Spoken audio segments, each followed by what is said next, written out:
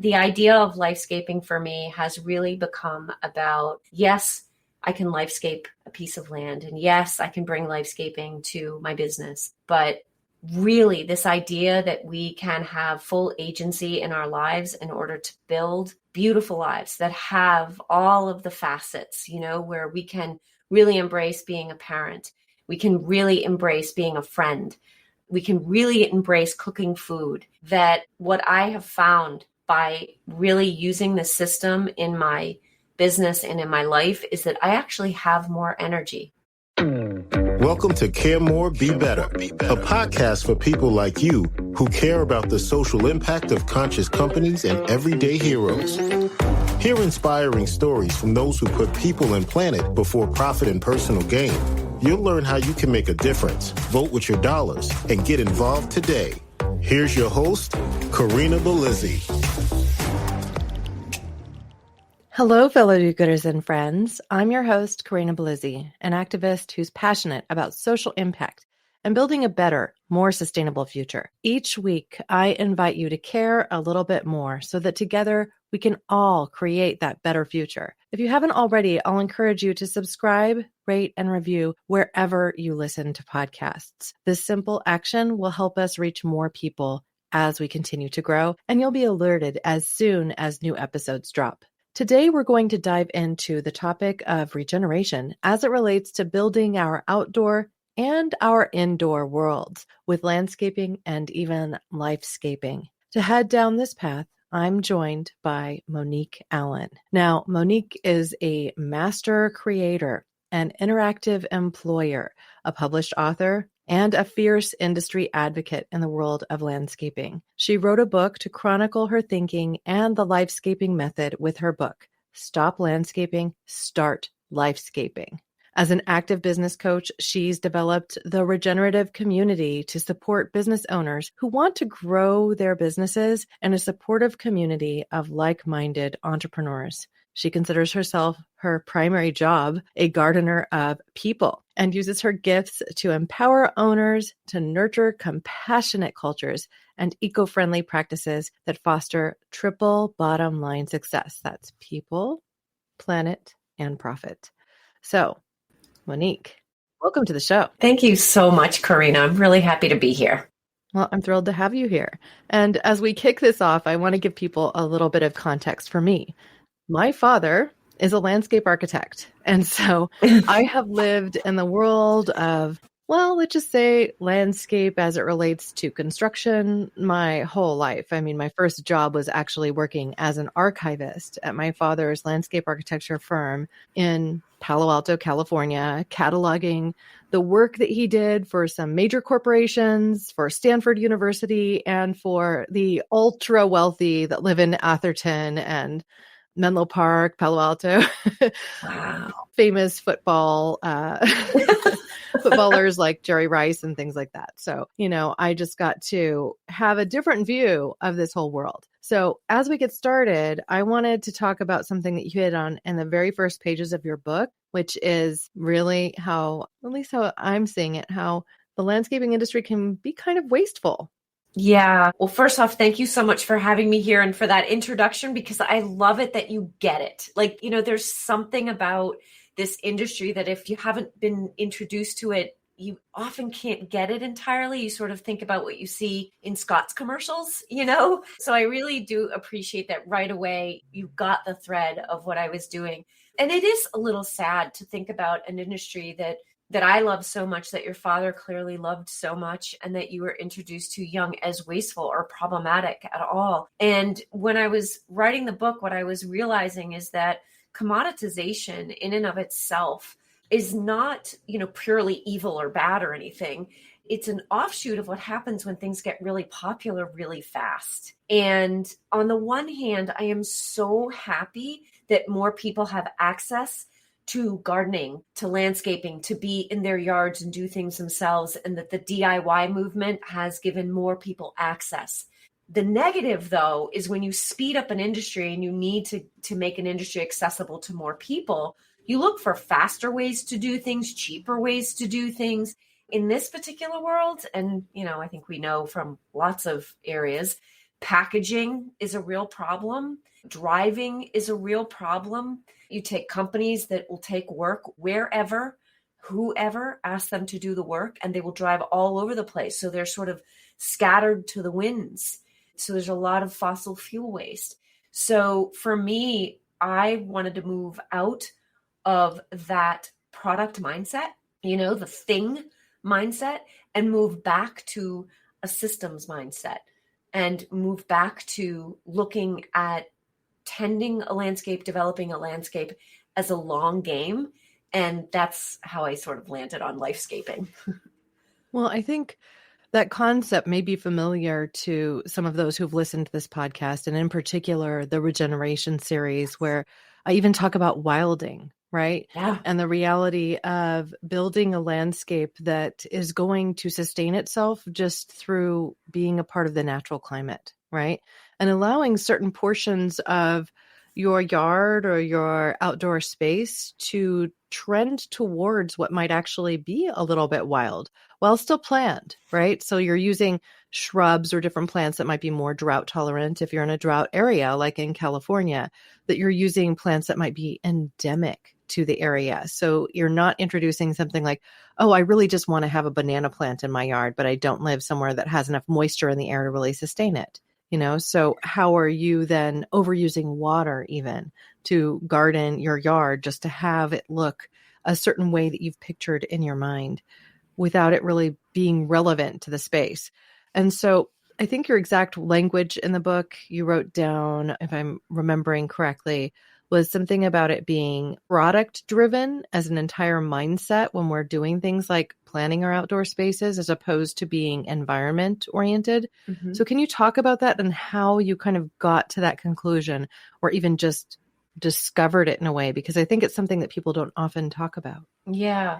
I think that for me, so for a while I studied medicinal herbs, and I was very interested in health and in our intrinsic wisdom around being stable and healthy in our own bodies. And I learned through that process about how our gut flora worked. And then in connecting that to food, started to learn about how the soil is the functional digestive tract for a plant. And so a lot of the things that we might do to balance our digestive system to keep our bodies healthy is quite similar to what we might do to help and restore especially damaged soils, so that we can manage and assist the plants to do what they want to do naturally.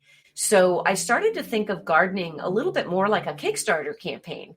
Like it was my job just to kickstart an ecological system that wanted to be in motion, but maybe had stalled out for a certain reason. So maybe there had been construction, maybe there had been a lawn that had been mowed a ton and maybe had chemical fertilizers put on it.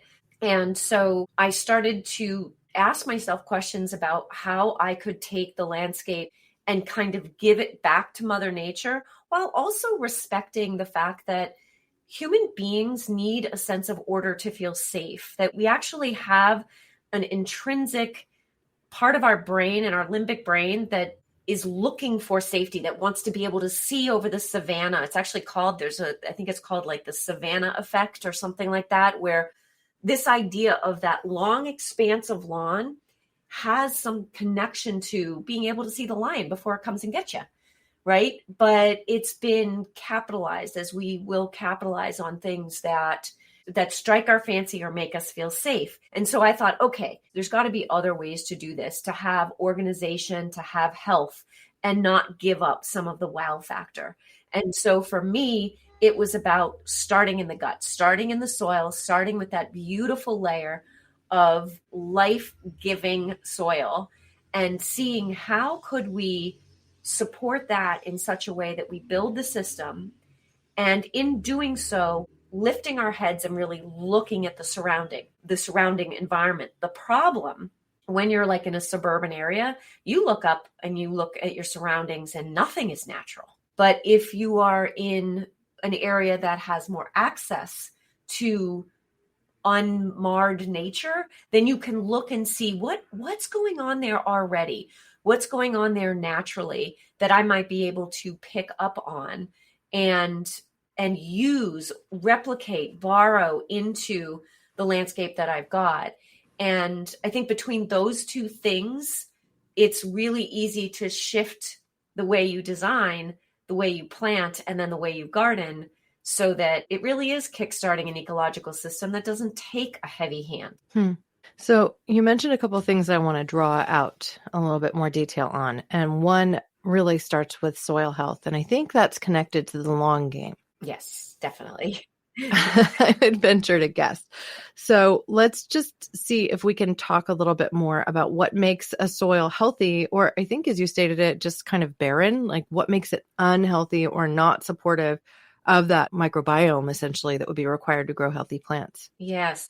So in areas that are highly developed, one of the main detriments to soil is compaction. So it's that crushing effect of construction. So when you have a highly constructed like neighborhood or a planned area, usually every inch of that soil has been driven upon, and that beautiful honeycomb of the O horizon, it could have been literally stripped and sold off.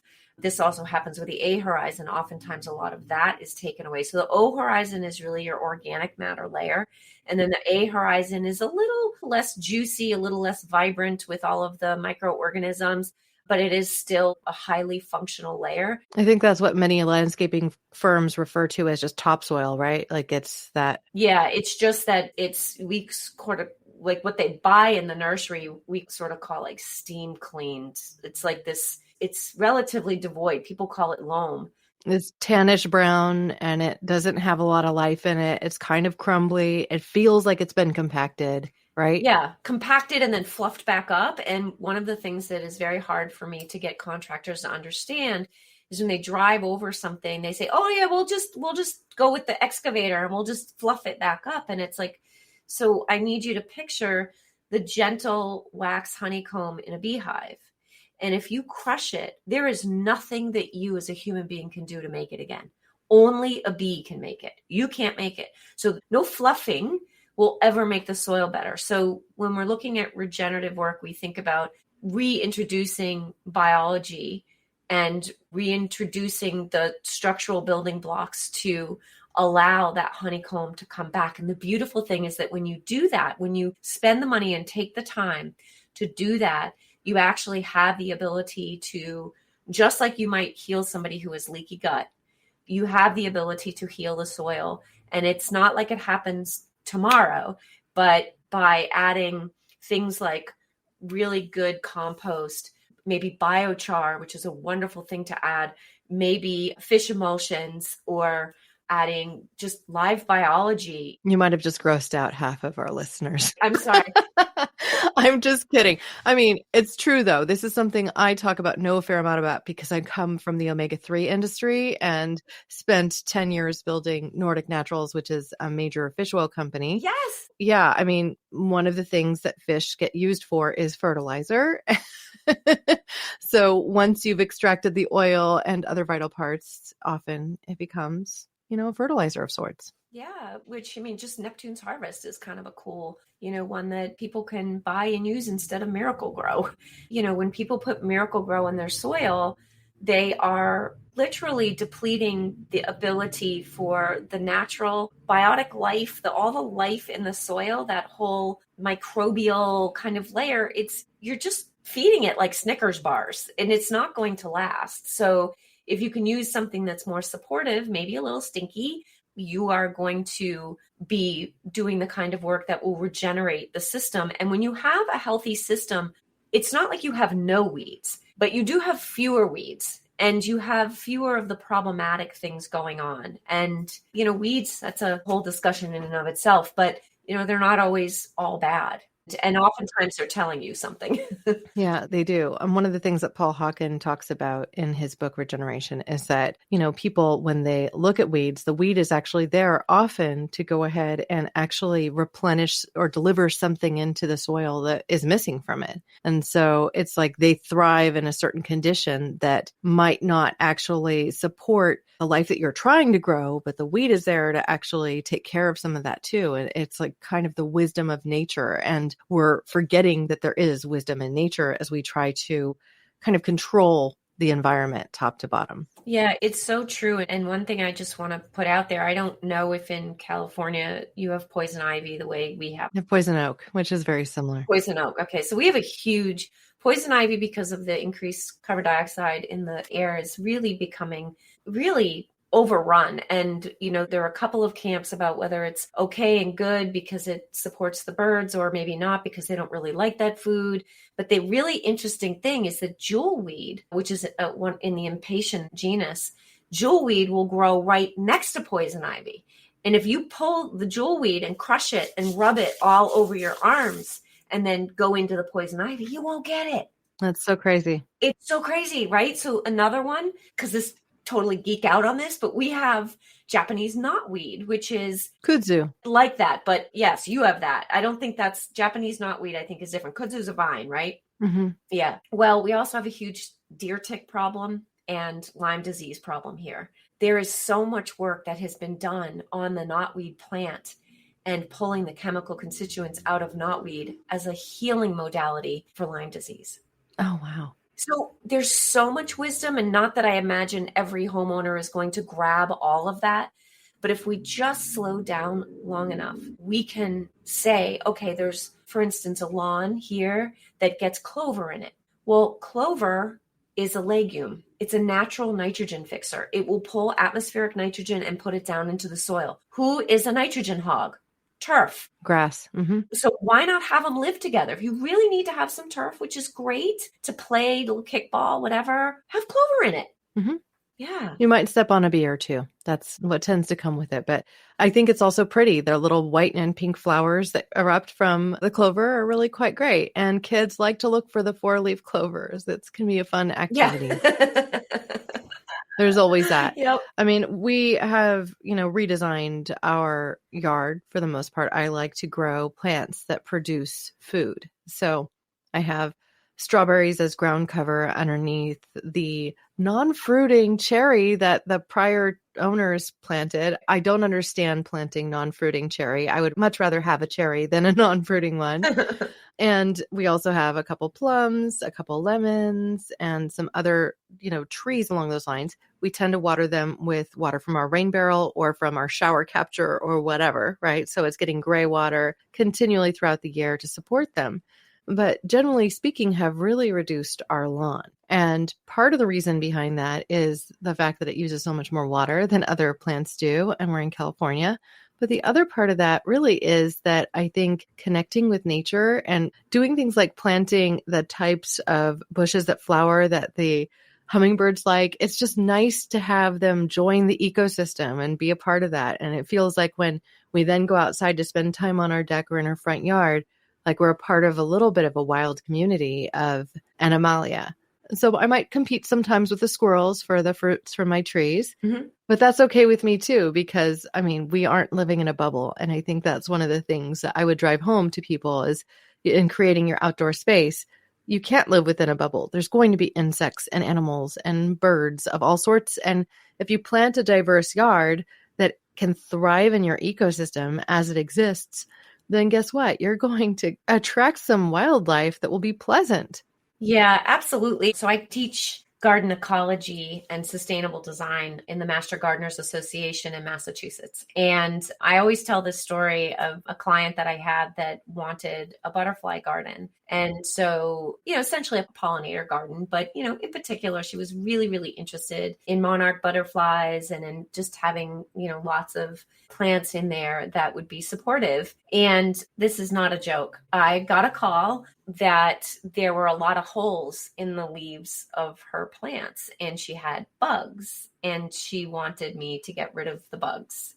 And with a straight face, I was like, well, so the butterflies start out as caterpillars and the caterpillars actually feed on the leaves before they become caterpillars of some of the host plants. That's why we put plants that are leaf host plants as well as floral host plants. And, she was great about it, but it was it didn't even occur to me when I was doing the garden for her to teach her that was going to happen. Of course, now it's in my narrative. I always say, okay, you're going to have to be okay with like holy leaves, but at least they're with God. I don't know, so, but it's just, we don't know. We have become somewhat disconnected from the wisdom of nature, but also the cycles of nature and the system of nature.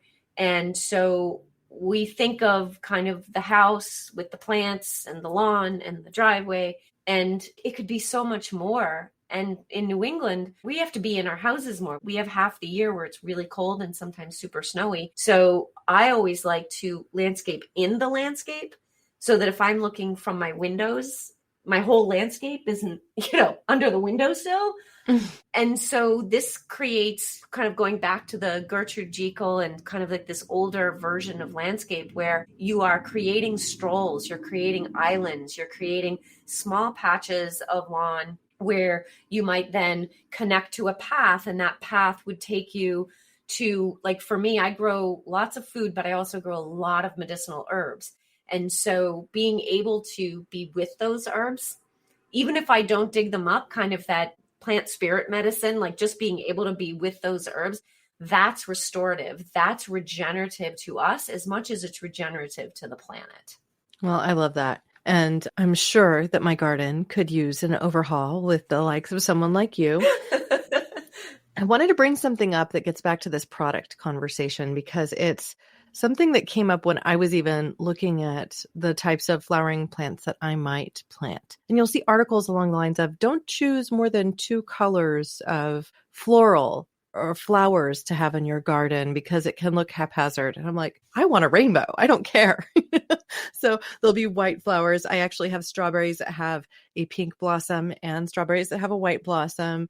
I have a yellow blossom and a periwinkle blue blossom. I tried to grow lavender, but the climate isn't right for it here. It's probably much better where you are. Yeah. I grow a couple different species of salvia. One of them is called hot lips, and it looks like, bursting lips. Yes. And then like all sorts of snapdragons, just because I love them. And when I was a kid, I thought they were really fun to like grab and, do the little snaps with. And so having children now, I wanted to expose them to these things. There's no rhyme or reason to the colors. They're just things that I like that will thrive here. Mm. And so I think, there's something to that, to how you express your personality.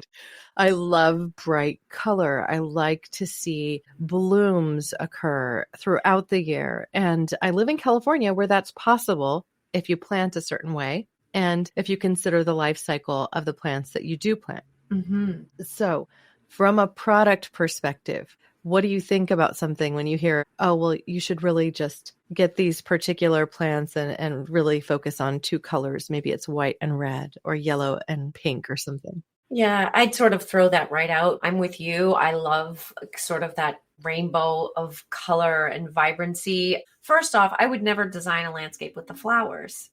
I would start, the way I design is I look at the structural nature of, when I'm talking about the plants, I'm looking at the structural nature, because in the winter, we need the structure to give us some of the ambiance and beauty that we miss, because all the leaves are gone. Everything's gone. So when you talk about structure, you also mean things like you might see the tier or height of the trees and bushes when they're without their leaves. Yeah. So I'm looking at the niches, the layered niches. So heights, spreads, evergreen, deciduous, so dropping its leaves or holding its leaves. I might look at branching patterns, very wide branching patterns versus very narrow, skinny branching patterns. Then I look at bark and berry, because bark is really quite stunning up against snow, and it can be really, really stunning in both the morning light and the dusk. So there are some plants that have really beautiful barks. And then we move to flower. And with flowers, I generally don't care what color they are.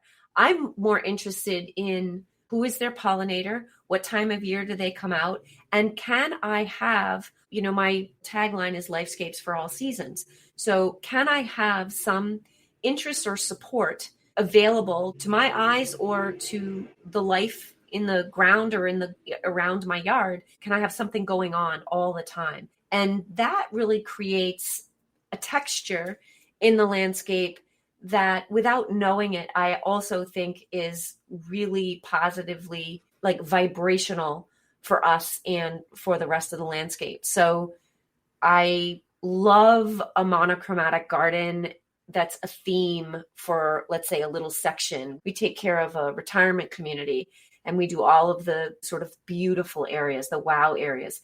And we have one garden right near the main grand lobby of the entrance to this place that is like in a dark hole. It's just, there's no light. It just feels a little depressed. So we do layers and layers and layers of white flowers, variegated foliage, silver foliage. And that is a thematic garden. That garden has all white. That particular plant doesn't require a lot of light, so it's able to thrive, and then it reflects light, correct? Exactly. So it makes it brighter. It brightens it up. That's exactly what you're looking for there. Yep. Mm-hmm. It brightens it up. But I think that going back to your statement about, you should only pick 2 colors or whatever, I think that the danger in that sentence is just the should. You could pick 2 colors if you were attempting this. If you're looking for calm, you might look at this. If you're looking for exciting, you might look at this. And there's a whole world of color theory that we can play with in that. But I think in gardening, because it really is dealing with life energy, we probably need to hold the shoulds for thou shalt not put chemicals on the landscape. You know what I mean? Well, I mean, when we're using compost, we're also using chemicals, but we're using organic, everything gets back to chemistry if you really ask that question, and scientists will tell you that. I guess I mean the bad ones. Well, we don't need to use Roundup in our gardens to get rid of flat-leafed whatevers, like that sort of construct needs to go the way of the dodo. Right. So let's talk for a minute about this, though. You are serious about promoting this whole triple bottom line in the world of landscaping and beyond. And I know that when you're talking about service industries like landscaping, often the thing that is the most expensive is the labor. And then everything else is so commoditized that you're not paying a whole heck of a lot for it. And I think the risk when we're looking at that sort of industry in particular is that you're like squeezing the price down. And so it gets harder and harder to put people and planet ahead of the profit that you might make. So specifically in this industry, I wonder if you could talk about that, because I know that this also relates to what you're doing with the whole life-scaping work. Yes. So I came to the term triple bottom line, gosh, not that long ago, maybe like 6 years ago or something. It wasn't really that long ago. When I heard it, I was like, oh my gosh, like there's a word for what I'm doing. This is so cool. And I had invested in some coaches in the landscape industry to really help me in growing my business. And so much of it was about, being profitable and being efficient and cutting your costs and functioning lean. And it was so much. And it actually hurt my heart. Like it hurt. Well, because where you squeeze ultimately ends up being your people. It's your people. And I got very used to people telling me, well, you're really expensive, and I started to want to understand more, why was I quote unquote expensive? And I realized that there were a couple of reasons. The first is that I run my business in such a way that my people, they work a 5-day work week. They don't work the weekends. They work a reasonable work week and they're paid overtime if they work overtime. They have health insurance and all manner of benefits, paid time off and whatever. That is weird in the landscape industry. It's becoming more and more common, but that's because we have bigger and bigger landscape companies that are gobbling up other landscape companies. So we have these big national companies now that can function like huge corporations. But when you really look at the landscape industry, we have most of the companies are under $1 million in revenue and only employ 4 to 6 people. And the people they employ are generally in the office and they're using contracted laborers? No, the people they hire are usually in the field. They're often paid under the table. They often work without benefits. There's a huge H-2B program, but that is much more regulated. There is enough under the table employment all around still. Yeah, a lot of undocumented workers. Undocumented. It's really, really hard. And so I just made a commitment that I was going to take control over the experience that I was going to offer my employees. And that meant that they needed to be fully cared for. And that immediately skyrocketed our pricing. And then the second thing was that we were always going to consider the soil, which meant we were always going to have a portion of all of our fine gardening work and all of our construction work that was about regenerative actions on the soil. Well, if all the other companies aren't doing that, then I was effectively 20% higher for a quote than anybody else. But to the eye, I would plant a garden and they would plant a garden. And if the outward look was exactly the same when you first did it, if you walked away and came back a year later, my landscape would be exploding with health and vibrancy, and their landscape would either look exactly the same or be looking peaked. And so part of it was to create the sales narrative that just really helped people to understand why our fees were the way they were and what was going to organization, what was going to health, and what was going to wow factor, what was going to people, what was going to planet, and what was truly going to profit. We are in business for profit. And that took me a long time to be able to say without feeling guilty, without apologizing. And what I do now in my regenerative business community is try very, very hard to help other business owners have that same sense of agency so that they can take very good care of themselves, their people, the planet, and actually have a lifestyle business instead of a business that just crushes them over time. Well, I think that's critical for all of us to think about as we consider, especially the service providers that we employ. Yes. I mean, I can just think about in my own world, other service providers that I have worked with over the years, from daycare providers to even the tree trimmer that I brought in to cable our oak trees because we just want to see our oak trees live for a long, long time as opposed to splitting, right? In each case, we have looked at the whole picture. And in some cases, the more expensive option was the right one because of the whole picture of the experience provided to my kids, or the experience of understanding that my oak trees, maybe I didn't need to spend that $1,200. But if I didn't spend it, you know what? I might have had a fence get knocked over in a storm because a branch fell, or that oak tree might have split and now I have to pay for its removal, and it provided shade and other benefits to me and my home community and home environment. So sometimes these things are investments, and it doesn't mean you have to do it the way that you're going to do it. But if you don't, then there could be a consequence that you'll later regret.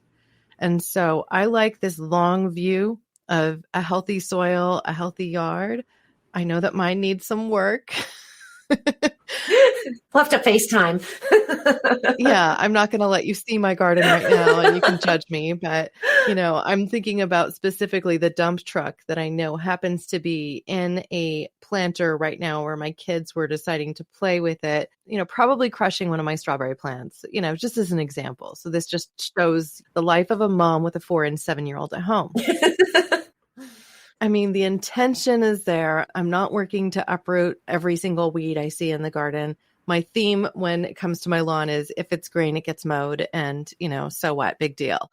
So there might be some dandelions in there. Well, dandelions are great too. And my kids like to blow on the seeds, and their leaves are actually nutritious. I end up feeding them to my bearded dragon. So my bearded dragon needs greens too. I just think that we need to shift our mindset about our outdoor spaces. But as we bring the concepts that you've learned over the years indoors with your book, I'd like you to talk for a moment about bringing this whole landscaping to life-scaping perspective into this world for us all as you're working to help people build circular economies, regenerative businesses, thriving cultures within their companies so people feel like they are appreciated and can grow. And those individuals will likely be more likely to employ regenerative practices in their own lives. Yeah, this has been such an evolution, and I would not have known that I would have landed here. I mean, this is my 37th year in this industry. And when I got out of school... You look so young. Thank you. I wouldn't have pictured you all that much older than 37. Yeah, regenerative living. At 18, I had no idea what I wanted to do. And then when I got out of college, I was basically told, so when are you going to get a real job? Because I had been landscaping. And so it took me a long, long time to come around to this. But what I've realized is that as I was struggling to figure out my way, I started to realize that the gardening that I was doing was in the lives of the people that I was connecting with. And I first learned that when I worked with a client who I only ever met the woman of the house. And I never met the husband, and he seemed relatively uninterested, except that his wife really wanted this. And we did a project for them. And actually this happened with another client too, that I'm telling this story. We did this project for them, and everything shifted in their life, in their home life, in the way they were interacting in their marriage, because all of a sudden he was so interested in the outside, which had always been so interesting to her. And it turned out he was a birder. He loved birds and bird watching. And so we started planting plants that would attract the birds that he liked. And so it really started to shift their relationship. And another one very similar, a gentleman who he worked very hard in Boston, probably a high intensity job, and wanted to run away to their lake house all the time. When we completed their landscape, his wife was sort of ready, like, okay, well, let's pack up and go. And his response was, why don't we stay here and have breakfast in the garden, and then we can go. And both these women emailed me and were like, oh my goodness, this happened. And I started to get this taste of how people were craving a little bit of slowness, a little bit of connectivity, a little bit of vibrational connection to themselves. And then I started to see the same exact thing with my employees. They wanted to be seen. They wanted to be heard. They wanted to have their potential tapped somehow. And so what I've realized is that is something that I can give back to my industry, but also to anyone in the service trades by having these conversations about how do we hire? Well, we don't hunt people because that's not very nice, but we could attract them. And that's different languaging in our recruiting. Once we get them, so that we avoid the pain of heavy revolving door action, what we can do is think about, now that they're here, how do we nurture and develop them? Think of them as that beautiful peony in your garden that you want to thrive and be gorgeous. You would tend it. Why wouldn't you tend the human too? And I think we're soul craving that as people. And when we can build that into our organizations, it can become part of the system so that it actually isn't burdensome work. I mean, it's hard to build these systems, just like it's hard to build a landscape at first. But once the systems are built, once the habits are formed, and once the expectations are part of your culture, it is actually in flow. I'm not going to ever say that it's easy. It's in flow, and there's a simplicity to running a business and building a business that way so that you actually are fostering compassion. Well, I think that you're speaking to a couple of things that you haven't necessarily come out directly and said. One is that you are in a business that is dominated by men. And so if there are female workers, they tend to be on the office administration side and not on the ownership and running things side. They also tend less to be actually doing the work of the gardening or the landscaping. And so as such is the case, we've taken, I think, a more male-associated extractive view of how we're building the business. And what we're actually seeing today is that there is science behind the fact that running a business in this way long-term can be more profitable, can ensure that you have less turnover, and turnover can be incredibly expensive, especially if there's a lot of training involved in developing your systems and ensuring the execution is proper. So I really do think that this work, it's a product in a way of you being a woman in this male-dominated field and spending a lifetime doing the work. Yeah. So I applaud the effort. I plan to read the book cover to cover because I know I'll learn something. And it will probably inspire me to get back into my garden a little bit more, to get my compost out and get that trowel and shovel to work. Yeah, I love that. Getting your hands in healthy soil is just, it's so great. Even if it's just half hour, an hour, 15 minutes, just going out and loving them. I'm sure like when you go out and pick your strawberries, it's just like, plus they taste better, right? They do taste really darn good, but unfortunately the slugs usually get to them before I do. Oh, I don't know if people are aware of this, but I mean, without using some sort of pest control, slugs and snails, they will get to those really fast. I'll give you just a little tip. I think it'll work for you too, but I grow strawberries really successfully. When you mix biochar, if you can get your hands on some biochar and put a little bit, it really should be charged biochar. Maybe this is another conversation, but if you can mix that in, your soil is going to be a little lighter. It's going to drain a little bit better. You're going to have healthier biology in there. and tend not to have the same slug problem. And then also thinning your strawberries so that you get more air circulation. And you can also lift your strawberries a little by putting like sticks, like just crisscross your sticks like this, and then hang the strawberries over the sticks. Kind of be fun for the kids to do. You just keep making these little crisscrosses that, maybe the slugs will get one or two, but you could have fewer. Well, it's getting them off of the ground because, they do tend to like grow. And that's why some people use the strawberry containers. I actually have one. Yeah. I hated them because I had to water it so much in order to keep the soil moist enough for the strawberries to be happy that I felt like I was consistently wasting water. I didn't realize how much more quickly they would dry out in that clay pot, but they really, really do. At any rate, that's a story for another day. Yes. Before we tip, though, to this close of this show, you've talked about biochar a couple of times. Yes. And biochar is something that Paul Hawken also talks about. I really didn't know much about it before reading his book. I thought that biochar was like, it's like charcoal, right? Well, yes, but it's created from things that are... Talk to us about biochar, what it is, what it can do for our gardens. Yeah, so it's a long conversation. It would go too long, but I'm going to just give you sort of like the little condensed version. So I learned about biochar through, oh my gosh, I'm going to forget his name right now. It all of a sudden just left my brain. But it's the wood is actually burned in the absence of oxygen. And by burning in the absence of oxygen, there's actually no fire. And the places that I get it from, all of the burning is captured and brought back into the system and acts as fuel or heat that we capture and use to heat buildings, to heat greenhouses, and so on. So the cool thing about how biochar is made is it's an entirely closed system that creates zero off-gassing. It's really amazing. And the second thing I'll tell you about it is that one way you can think about biochar, it's like a condominium for all of your biology. So what happens is when we have major rain events, when we have disruption or tillage, what will happen is that it will disrupt your biology. So if you can give your biology someplace that's very safe to live and to proliferate, you create stronger structure within that O horizon and even down into that A horizon. So basically what we're trying to do is stabilize our topsoil, right? Stabilize what we're losing so much of by putting that biochar in there. Then when you water really mindfully, your biology, along with the biochar, is holding your water in the heat events. It's really holding it.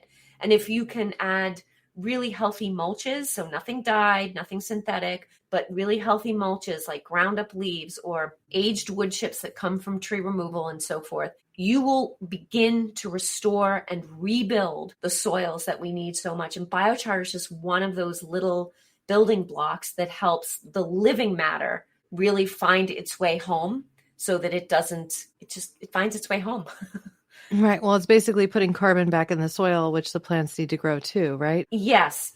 But the biochar itself is relatively inert. Like it in and of itself, it's not doing anything, but it's providing, at least that's my understanding, it's providing a safe haven for all that biology to do all of what it does, which is part of how we can sequester carbon. Right. And so, I thought of it too when I was looking at how biochar is made.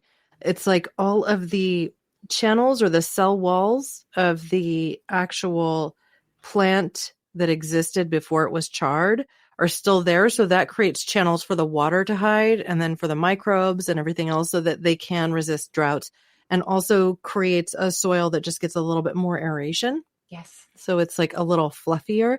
There's also some interesting research with cows where they're feeding biochar to cows and reducing their methane production by as much as 90%. It's insane. So I'm just like, the more I learn about biochar, the more I'm like, why aren't we using this solution more? Yeah. And the really interesting thing about it is it's so regenerative that it's not like you add it like fertilizer. You add it as a building block, just like you would build your kitchen counter, but you wouldn't come down every morning and build a kitchen counter again. It's built. It's there. So the beautiful thing is we're not using biochar as an amendment that we're adding every year upon every year. You might have a couple of successive years where you're adding a little bit to help to create the soil, but then you back off. Because remember, Kickstarter campaign, all you need to do is kickstart the structural health, the biological health, and the nutritive health, so that all of that chemistry, biology, water starts to do what nature does not need us to help it do. So it's really important to think of that. And the second thing to remember is that biochar will suck the life out of your soil if it is not charged or if you don't add food. So if biochar is aggressively added or it has no charge, it has no food charge in it, it will actually pull what it needs, because remember, it's like a sponge out of the plant. So you do have to be careful. You do have to think, go slowly, research it. There is information out there. And then it is an incredible addition to a regenerative system of caring for soil. Well, I just love that. So thank you so much for sharing your knowledge on biochar. Yeah, you're welcome. Now, as we get ready to wrap, I like to ask a question of all my guests, and that is simply, if there's a question that I haven't asked that you wish I had, and in particular as it relates to sustainability or regenerative businesses, what might it be? And if you have that, then ask and answer it. Oh, goodness. I think maybe the one thing I would say is, gosh, how did you do this and raise a family too? Isn't that the question we ask everyone? Everyone.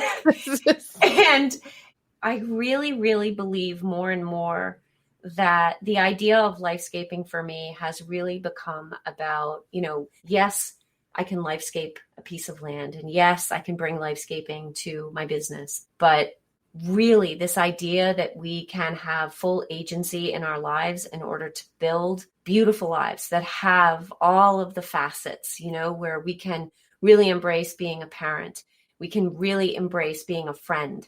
We can really embrace cooking food. That what I have found by really using the system in my business and in my life is that I actually have more energy. I feel healthier. I'm an asthmatic and I basically take no medicine anymore.